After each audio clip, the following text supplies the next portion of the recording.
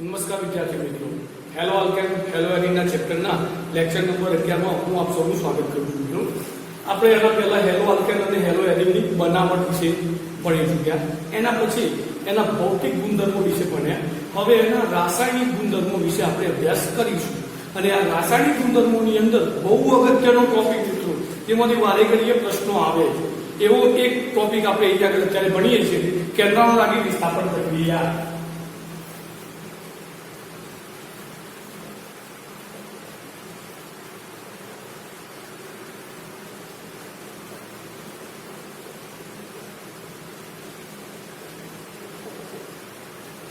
બહુ અગત્યનું સૂત્ર, આમાંથી બહુ બધા પ્રશ્નો આવે મિત્રો. દરેક જણ ધ્યાનથી જરા જોઈશું આપણે.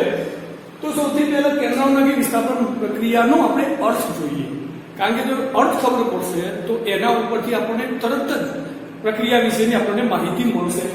ચલો, કેન્દ્રાનુરાગી આનો ઇંગ્લિશ કોર્સ થાય ન્યુક્લિયોફિલિક. ન્યુક્લિયો એટલે શું? કેન્દ્ર. અને કેન્દ્રની ઉપર કયો ચાર્જ હોય મિત્રો? Positive, plus. રાઈટ?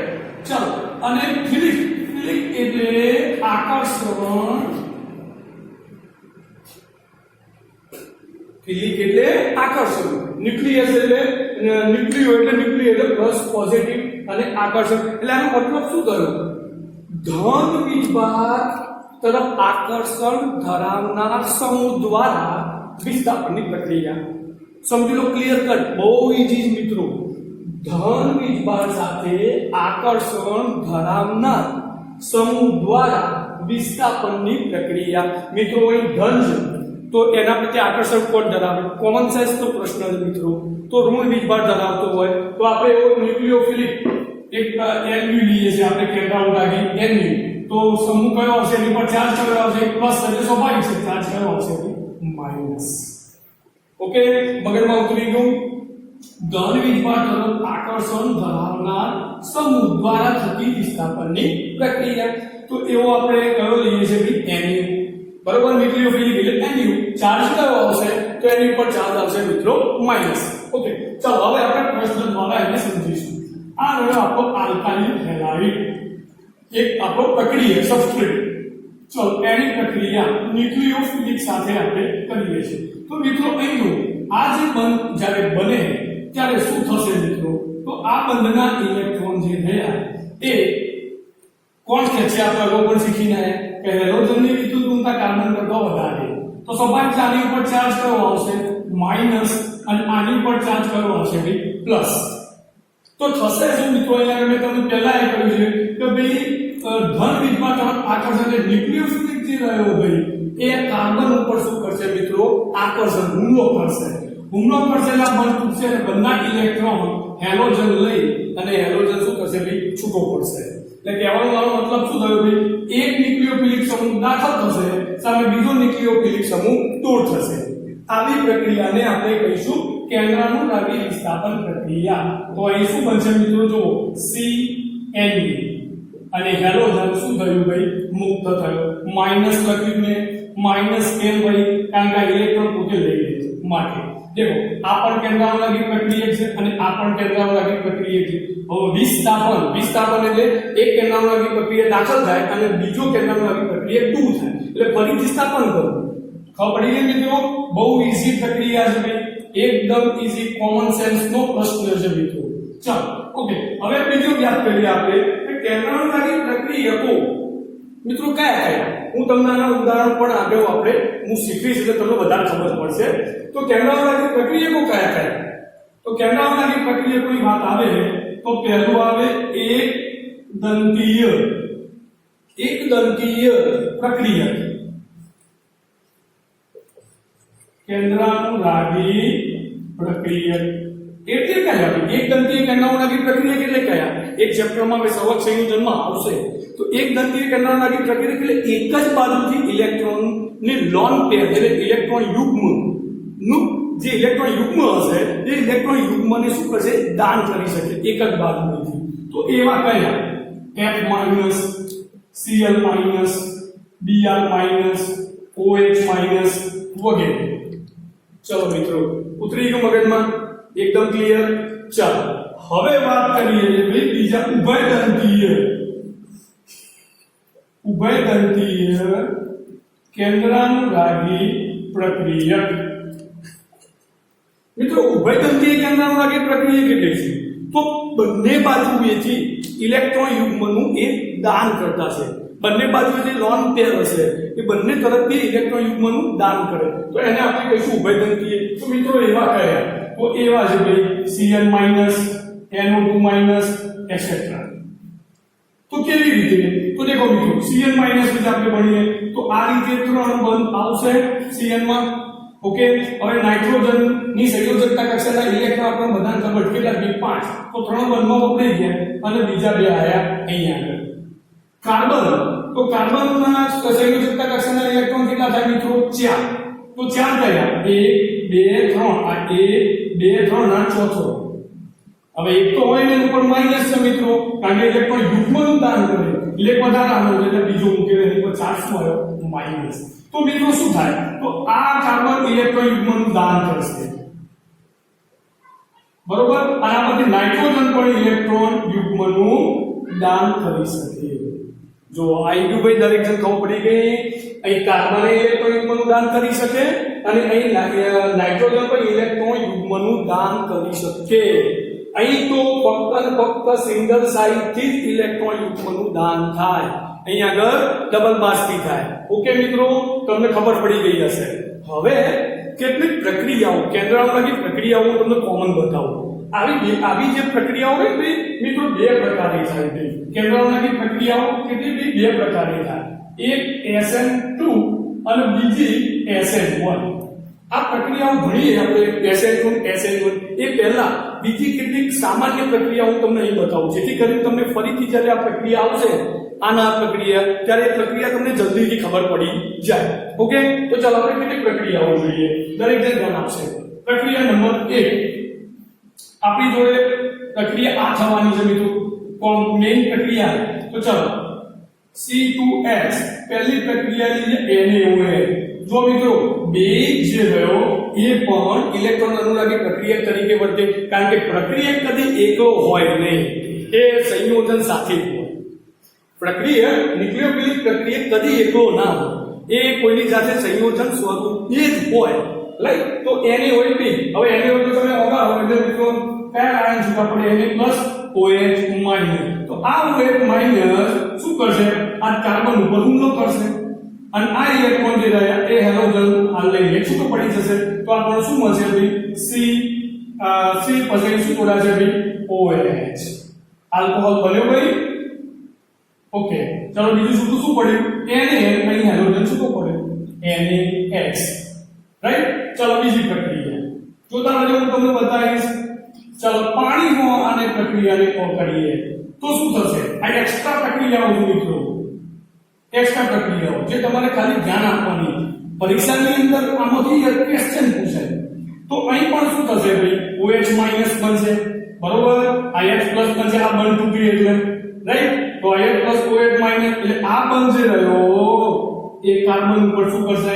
હુમલો કરશે અને આના ઇલેક્ટ્રોન આ લઈ લેશે. એટલે આપણને ફરીથી શું મળશે ભાઈ? COH અને બીજું શું મળશે ભાઈ? આ જે રહ્યો HX, હાઇડ્રોજન હેલાઇડ. રાઈટ? બે પ્રક્રિયાઓ ક્લિયર મિત્રો? તો આમાં પણ શું મળ્યું આપણને? આલ્કોહોલ. શું મળ્યું મિત્રો આપણને?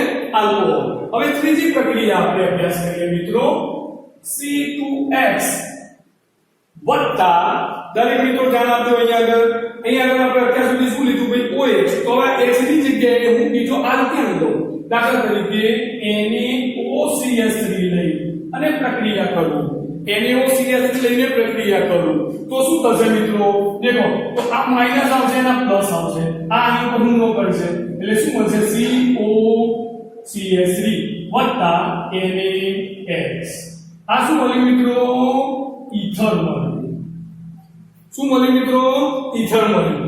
તો તમારી બુકની અંદર NaOR' લખેલું હશે, તો અહીં આગળ R જોડાઈ જાય મિત્રો. રાઈટ? ચાલો ચોથી પ્રક્રિયા આપણે જોઈએ, C2H વત્તા N એમોનિયા એટલે NH3 નું આ રીતે લખવું ભાઈ. લખી શકું ના લખી શકું? ઓકે, તો આ બનતું છે આ જે રહ્યું એટલે આ માઈનસ અને પ્લસ બનશે, આ આની સાથે જોડાશે. તો તો શું બનશે CnH2 વત્તા HX આ શું બન્યું ભાઈ પ્રાથમિક એમાઇન देखो मित्रों यहाँ તમે જેટલી પ્રક્રિયાને પુનરાવર્તન કરતા જશો એટલે તમને વધારે ને વધારે આવડતી જશે ચલો પાંચમી પ્રક્રિયા C2H વત્તા KCl હવે જરા ધ્યાન આપજો મિત્રો અહીં Cl તો Cl નો મતલબ શું આવ્યો ભાઈ ઉભયગંઠી છે એનો મતલબ બે રીતે ઇલેક્ટ્રોન યુગ્મનું દાન કરશે તો અહીં કઈ તરફથી દાન થશે તો મિત્રો અહીં છે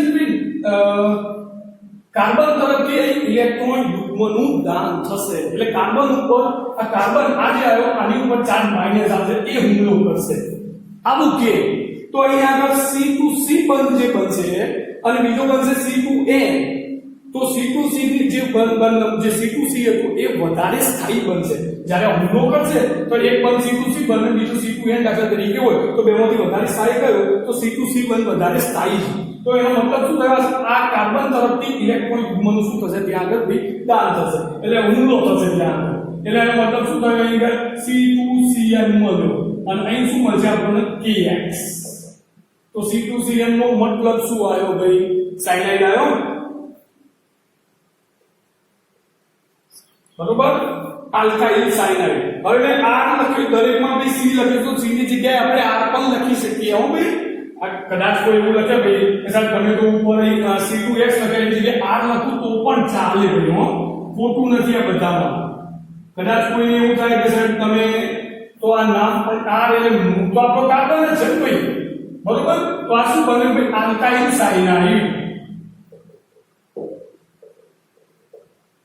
બંને સાચા છે આર એટલે કોણ આલ્કેન નો શું હોય કાર્બન ચલો નંબર 6 RH વત્તા AgCl ઓકે અહીંયા પર Cl છે પણ અહીંયા આગળ જુઓ તમે Ag અને Cl વચ્ચે અહીંયા આગળ કોવેલેન્ટ બોન્ડ છે ભાઈ એટલે અંદર બંધ છે એટલે અહીંયા આગળ કોણ બનશે નાઇટ્રોજન અહીંયા આગળ ઇલેક્ટ્રોન યુગ્મને દાન કરે એટલે એનો મતલબ શું થયો કઈ આગળ બનશે AgNC બનશે અરે RNC બનશે ભાઈ અને બીજું શું પડશે ભાઈ AgX RNC ને શું કહીશું ભાઈ આલ્કાઇલ આઇસોસાયનાઇડ દેખો બંનેમાં મિત્રો કેટલો ફેર છે ઉપરનામાં જો આલ્કાઇલ સાયનાઇડ આવ્યો નીચેનામાં આલ્કાઇલ આઇસોસાયનાઇડ આવ્યો ઓકે ચાલો नंबर 7 RH વત્તા KNO2 તો NO2 પણ મિત્રો જો કાયમ હશે ભાઈ કેન્દ્રાવર્તી પ્રક્રિયા તરીકે વર્તે છે ભાઈ તો અહીં આગળ શું થશે ભાઈ ઓક્સિજન ઉપર ચાર્જ છે ઓક્સિજન નો ઉપર જે રહ્યો ચાર્જ માઈનસ એ હુમલો કરશે એટલે આપણને સૂત્ર શું મળશે ભાઈ RON એટલે મળશે આલ્કાઇલ નાઇટ્રાઇલ મળશે અને બીજું શું મળશે ભાઈ KX રાઈટ ચાલો ઓકે હવે નંબર 8 RH ની AgNO2 સાથે પ્રક્રિયા કરીએ મિત્રો તો અહીં આગળ નાઇટ્રોજન હુમલો કરશે તો એનો મતલબ શું થયો R અહીં મળશે NO2 અને અહીં મળશે AgX તો આ શું મળ્યું મિત્રો નાઇટ્રો આલ્કેન देखो बहु अगत्यનું છે ભાઈ કાકા આમાંથી પ્રશ્ન પૂછાય છે મિત્રો પ્રક્રિયા પરિચય બોર્ડમાં નથી લખવાની આપણે થિયરીમાં પણ આ પ્રક્રિયાઓ યાદ રાખવાની અહીંયા એનો મૂલ્ય નહીં એનો પણ જો નિપજો પ્રોડક્ટ કેવી મળે જુદી મળે આવું કેમ પણ અહીંયા ઓક્સિજન પર હુમલો કરે છે આની ઉપર અને અહીંયા નાઇટ્રોજન ઇલેક્ટ્રોન યુગ્મનું દાન કરે રાઈટ ચલો નંબર 9 ની વાત કરીએ તો RH વત્તા આ જુઓ હવે અહીંયા આની પ્રક્રિયા આપણે કરીએ છીએ લિથિયમ એલ્યુમિનિયમ હાઇડ્રાઇડ જેમાંથી આપણને H- મળે છે તો અહીં શું થશે તો અહીં પણ એ થશે ભાઈ RH વત્તા X છૂટો પડશે ચાલો તો એકલો છૂટો પડશે X માઈનસ એકલો તો આને શું કહીશું આપણે હાઇડ્રોકાર્બન બરોબર નંબર 10 RH ની ગ્રીડનાર પ્રક્રિયા MgX લઈને પ્રક્રિયા કરીએ મિત્રો તો શું થશે તો અહીં આગળ આ જે રહ્યો ભાઈ R - Mg+ બનશે હેલોજન અહીં આગળ પ્રક્રિયામાં ન્યુટ્રલ છે એટલે જલ્દી ભાગ લેતો નથી. એટલે આને લખવો તમારી બુકમાં આ રીતે લખેલું છે, બીજું RMG લખેલું હશે.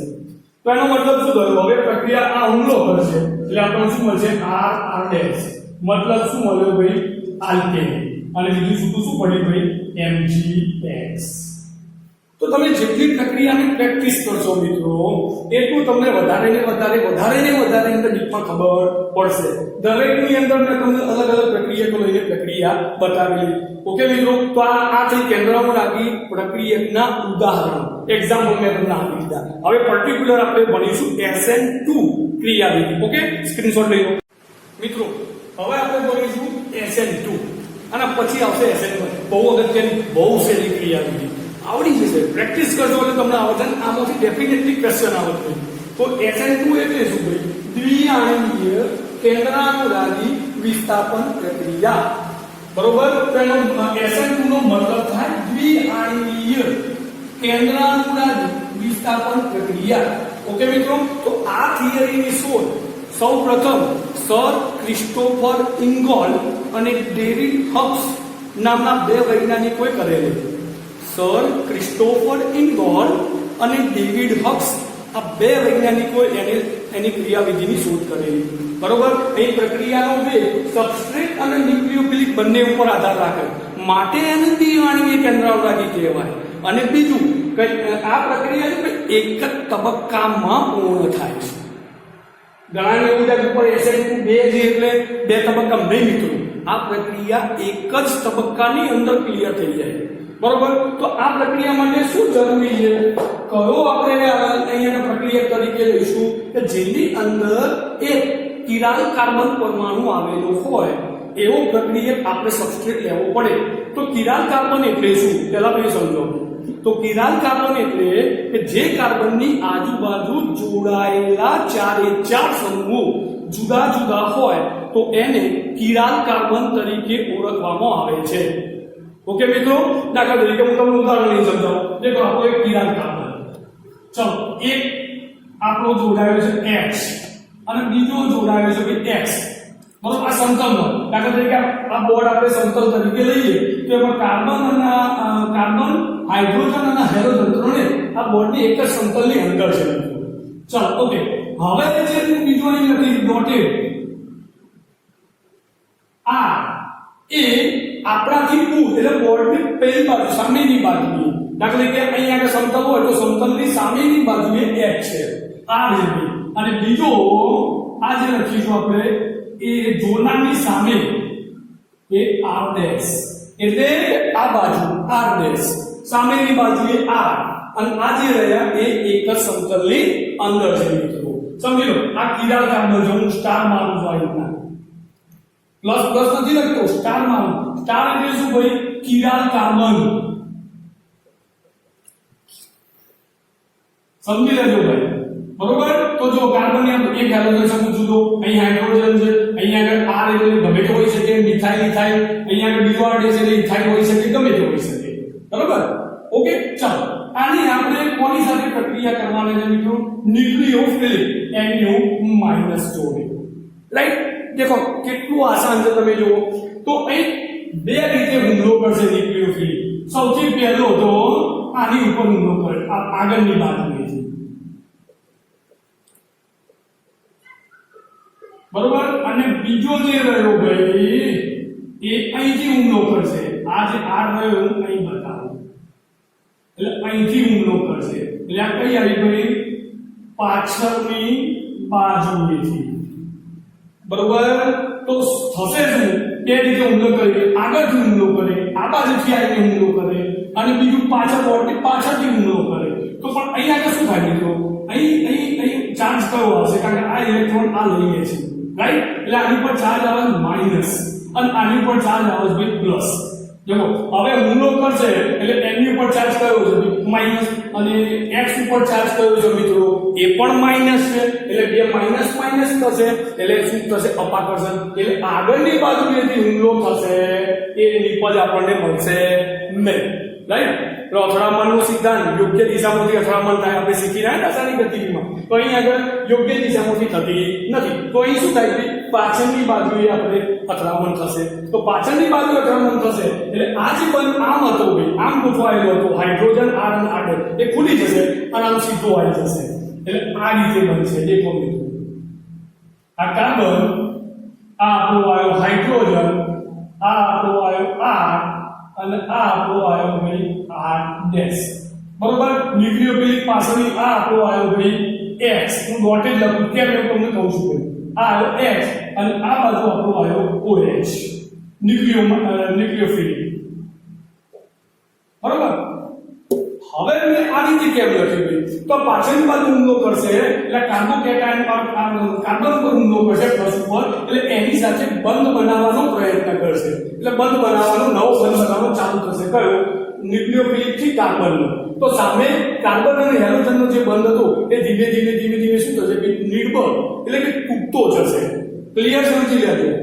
ન્યુક્લિયોફિલિક અને કાર્બન વચ્ચે નવો બંધ બનવાની શરૂઆત થઈ. એ જ સમયે સાથે કાર્બન અને હેલોજન વચ્ચેનો બંધ તૂટવાની શરૂઆત થઈ. હવે આગળની પ્રક્રિયા થશે એટલે શું થશે ભાઈ? આ જે રહી આખી નિપજ આમ હતી તો આમ થઈ જશે મિત્રો. દેખો, જો આમ હતી આપણે શરૂઆતમાં આ આર આર ડેશ ની પછી આમ સીધી આવી અને હવે નિપજ બનશે એટલે આમ થઈ જશે, ઉલટાઈ જશે. એટલે નિપજ કેવી બનશે આપણને દેખો, હું તમને બતાવું. Nu કાર્બન, આપણો હાઇડ્રોજન, આ જે જોનારથી દૂર હતો એ આપણો આ, અને આ જે આપણો સામેની બાજુ હતો એ આર ડેશ. એટલે નિપજ શું થઈ ગઈ? બદલાઈ છે. તો આ નિપજને આપણે કઈ કહીશું કે ઇન્વર્ઝન. ઇન્વર્ઝન નિપજ. કઈ નિપજ આવી મિત્રો? ઇન્વર્ઝન. ઇન્વર્ઝન એટલે શું? ઉલટાવ. સરસ મજાનું ઉદાહરણ આપું છું. ચોમાસાની અંદર તમે છત્રી લઈને ઊભા હો. હવે જ્યારે વાવાઝોડું આવે એટલે છત્રી જો પવનની સામેની દિશામાં હશે તો કાગડો થઈ જશે. એટલે શું થશે? જો આમ હશે તો આમ ઉપર થઈ જશે. સેમ વસ્તુ અહીં.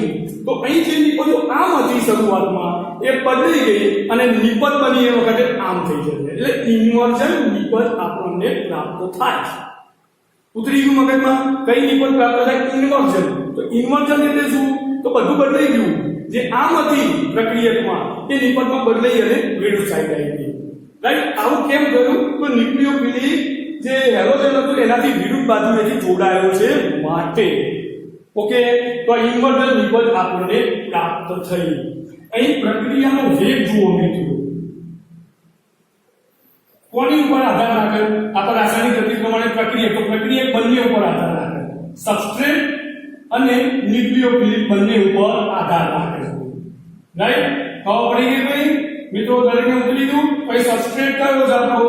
સબસ્ટ્રેટ એક હતો ભાઈ આપણો આલ્કાઇલ હેલાઇડ એટલે RX, અને ન્યુક્લિયોફિલિક આપણો Nu માઇનર. બંનેની એક ઉપર એક એટલે બે ગાંઠ થાય ને. પ્રક્રિયાનો ક્રમ કેટલો થયો? અહીં બે થયો. પ્રક્રિયાનો ક્રમ કેટલો થયો? બે.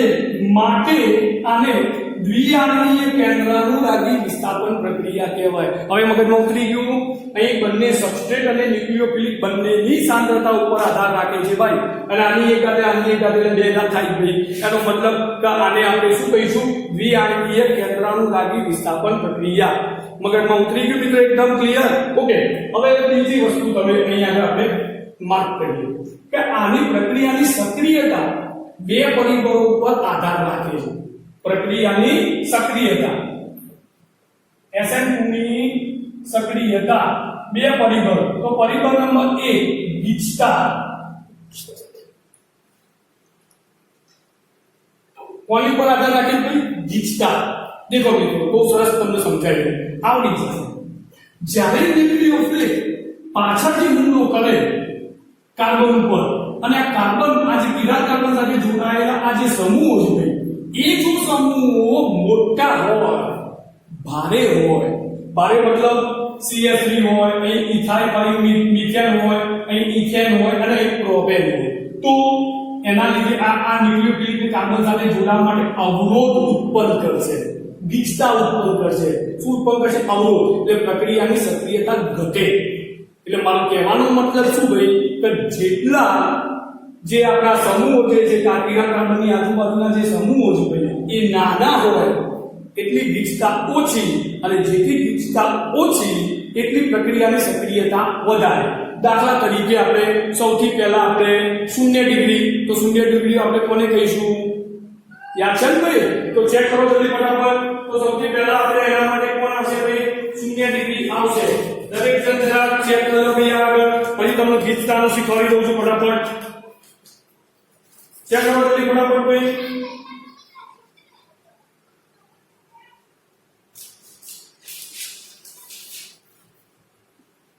देखो સૌથી પહેલા આપણે 1 ડિગ્રી આપણે લઈએ rx, r અને r અહીં કાર્બન લઈએ. દાખલા તરીકે હાઇડ્રોજન. બરોબર? તો તમે દેખો મિત્રો, અહીં આગળ ન્યુક્લિયોફિલિક સમૂહ જ્યારે દાખલ થશે ત્યારે નાના h પરમાણુ, શું છે ભાઈ? નાના h પરમાણુ, એટલે સરળતાથી દાખલ કરે. અહીં અવરોધ ઉત્પન્ન નહીં થાય, કારણ કે નાના હાઇડ્રોજન, એટલે એને જોડાવા માટે અવરોધ ઉત્પન્ન થશે નહીં. એટલે આ આવ્યો 1 ડિગ્રી. ચલો મિત્રો, એના પછી આપણે આવું નવું છે 2 ડિગ્રી માટે લખીએ. તો 2 ડિગ્રી માટે શું થાય ભાઈ? x, અહીં આગળ આપણે r લઈએ તો પણ ચાલશે ભાઈ. તો એક તો ઘણા હજી પણ આપણે મુશ્કેલીમાં તમને ઘણા તકલીફ થાય. તો દાખલા તરીકે આપણે અહીં આગળ કાર્બન લઈએ. આ કાર્બન સાથે જોડાયેલો આપણે 2 ડિગ્રી લઈએ છે મિત્રો. તો હાઇડ્રોજન, અહીં આગળ હાઇડ્રોજન અને અહીં આગળ r ડેશ. બરોબર? તો 2 ડિગ્રી ગયો. આ હાઇડ્રોજન, આ બીજું સોરી, એક r ડેશ, r અને આ r ડેશ. તો આ કાર્બન આજુબાજુ બીજા જો બે હાઇડ્રોજન સાથે જોડાય 2 ડિગ્રી, એટલે આની પર જ્યારે ન્યુક્લિયોફિલિક હુમલો કરશે ત્યારે અહીં આગળ બે સમૂહ આવ્યા, આલ્કાઇલ સમૂહ, એટલે ગીચતાનો વધારો થયો. બરોબર? એટલે સૌથી પહેલા સક્રિયતા 1 ડિગ્રી જોડે સરળતાથી થાય, પછી 2 ડિગ્રી જોડે. હવે 3 ડિગ્રી જોડે જોઈએ મિત્રો. તો 3 ડિગ્રી કોને કહીશું? તો r dash, r double dash. બરોબર? તો અહીં આગળ જ્યારે ન્યુક્લિયોફિલિક હુમલો કરશે ત્યારે અહીંયા 3 આલ્કાઇલ સમૂહો છે મોટા મોટા, એટલે પેલો ન્યુક્લિયોફિલિક સરળતાથી કાર્બન સાથે જોડાઈ શકશે નહીં. એટલે એની સક્રિયતાનો ક્રમ સૌથી છેલ્લો. એટલે 1 ડિગ્રી ખૂબ જ સરળતાથી પ્રક્રિયા આપી છે. એટલે 1 ડિગ્રી જે હશે ભાઈ એ સરળતાથી કેન્દ્રાંતની પ્રક્રિયા આવશે દ્વિઆંગીય. 2 ડિગ્રી એના પછી ઓછી, અને 3 ડિગ્રી એનાથી પણ ઓછી. ઓકે મિત્રો, બીજું પરિબળ આપણે લઈએ છે લિવિંગ ગ્રુપ. બીજું પરિબળ કઈ લઈએ છે ભાઈ? લિવિંગ ગ્રુપ એટલે સરળતાથી મુક્ત થનાર સમૂહ.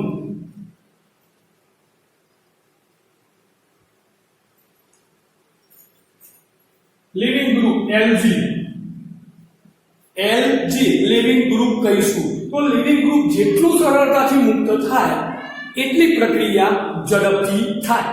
તો એવું કહ્યું મિત્રો, યાદ કરો.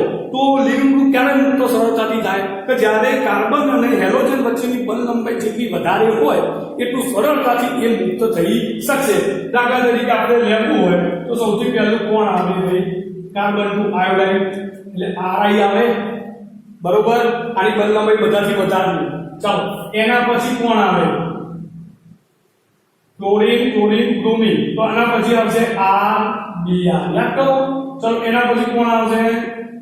RCl. અને એના પછી કોણ આવશે ભાઈ? Rn. તો આ એનો ક્રમ છે. પરીક્ષાની અંદર જ્યારે પૂછાય તો મિત્રો આ યાદ રાખી દેવું. ઓકે? તો આ જો સક્રિયતા બે પડી ગયો. ગીચતા મેં તમને કહ્યું 1 ડિગ્રી. તો 1 ડિગ્રીમાં હાઇડ્રોજન પરમાણુની સંખ્યા ઓછી. હાઇડ્રોજન પરમાણુ એટલે ટૂંકમાં નાના છે, ઓછી એટલે ગીચતા ઓછી, એટલે સક્રિયતા વધારે. 2 ડિગ્રીમાં એનાથી વધારે, 3 ડિગ્રીમાં એનાથી પણ વધારે. એટલે 3 ડિગ્રી સૌથી ઓછો સક્રિય.